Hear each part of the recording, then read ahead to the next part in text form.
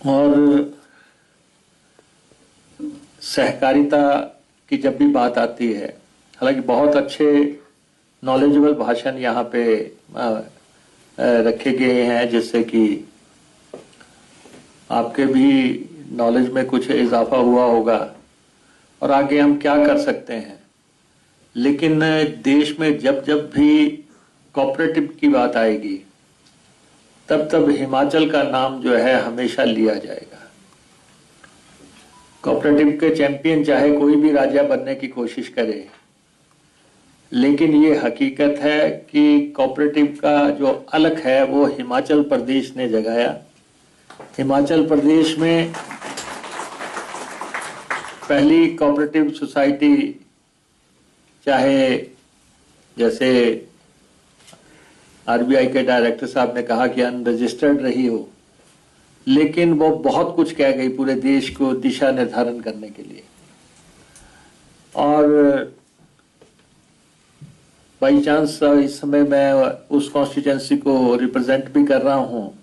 पिछले 25 साल से मैं वहां का एमएलए हूं और जो पहली हिमाचल की कोऑपरेटिव सोसाइटी भी रजिस्टर हुई वो भी उसी कॉन्स्टिट्यूएंसी में रजिस्टर हुई, बठेड़ा में। और इसलिए कोऑपरेटिव डिपार्टमेंट हमारे दिल के काफी नजदीक है, क्योंकि और हम कोशिश कर रहे हैं कि जिन लोगों ने कोऑपरेटिव शुरू की थी उनको भी कभी कभार याद कर लिया जाए। और उसमें जैसा हमारे सेक्रेटरी साहब ने कहा कि वहां पे हम मियां हीरा सिंह जी के नाम का इंस्टीट्यूशन कायम कर रहे हैं और उसका कंस्ट्रक्शन का काम चल रहा है। कोऑपरेटिव का एम्पायर हमारा बहुत बड़ा एम्पायर है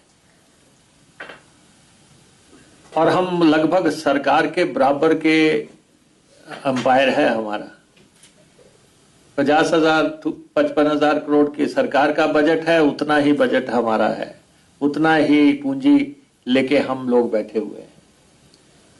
और चाहे हमारे बैंक हैं, ये चाहे स्टेट कोऑपरेटिव बैंक है, चाहे वो कांगड़ा सेंट्रल कोऑपरेटिव बैंक है, चाहे जोगिंद्रा बैंक है या अन्य बैंक हैं, इनकी सल्तनत काफी बड़ी, हुकूमत इनकी काफी बड़ी खड़ी हो गई है, 25,000 करोड़ की, 20,000 करोड़ की।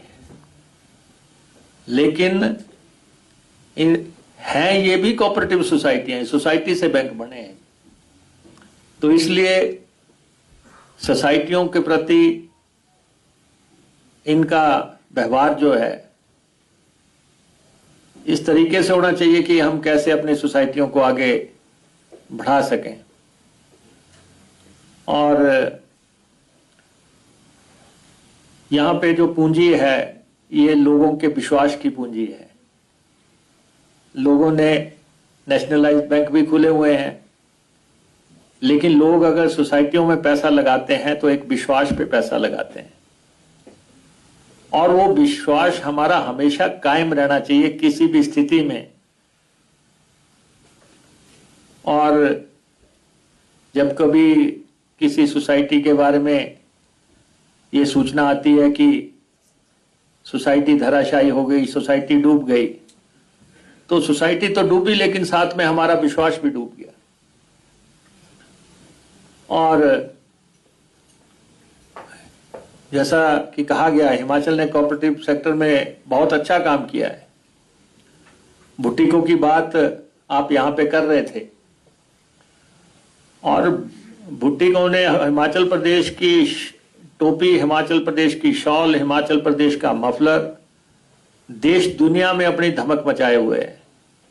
आपने आज हमें सम्मानित किया कुल्बी टोपी से, देश के प्रधानमंत्री भी इसको पहनते हैं, देश के विपक्ष के नेता भी इसको पहनते हैं, देश से बाहर जाते हैं तो इसी टोपी से राष्ट्राध्यक्षों को सम्मानित किया जाता है, लेकिन पहचान वो हिमाचल प्रदेश की है।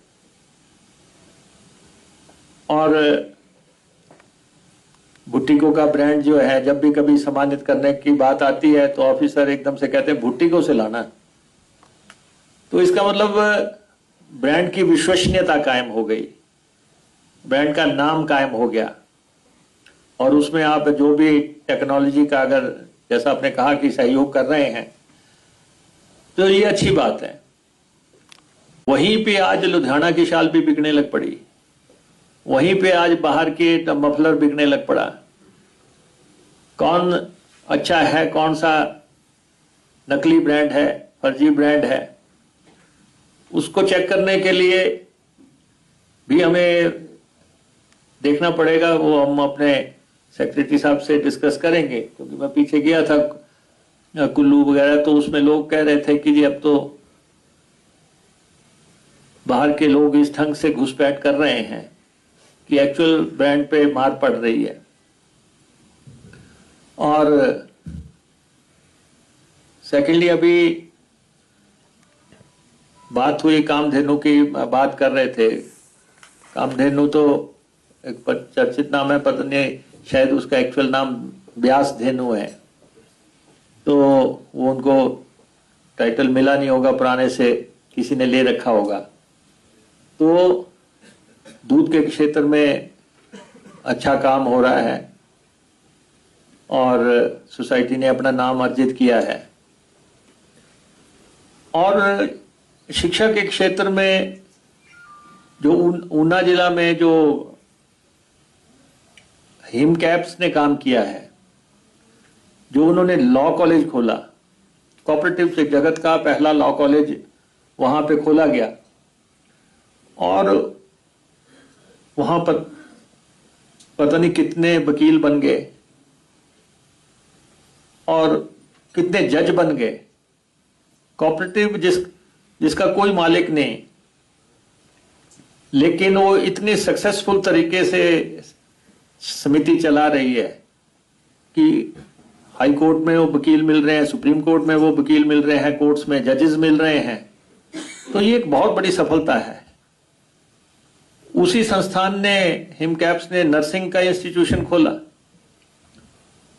और देश दुनिया में वो नर्सें सप्लाई कर रहे हैं। पहले केरल की नर्सें जाती थी, लेकिन अब यहां जो भी जरूरत है, देश में जरूरत है। पिछले दिनों में दिल्ली में एक अस्पताल में था, किसी को देखने के लिए गया, वहां वो 35-40 नर्सें इकट्ठी आ गई और हमें कहने लगी कि जी हम हिमाचल के नर्सिंग कोऑपरेटिव इंस्टीट्यूट से पढ़ी हुई नर्सें हैं और यहाँ पे हम सेवाएं दे रही हैं।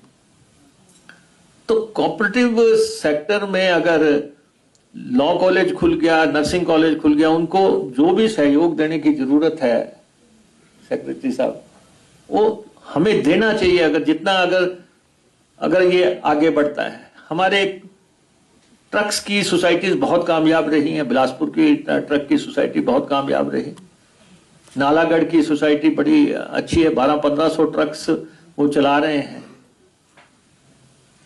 तो डिफरेंट सेक्टर में जगह जगह सोसाइटियां आपको नजर आ रही हैं, हर जगह लोग मिल रहे हैं। और मैं तो ये देखता हूं कि अभी जब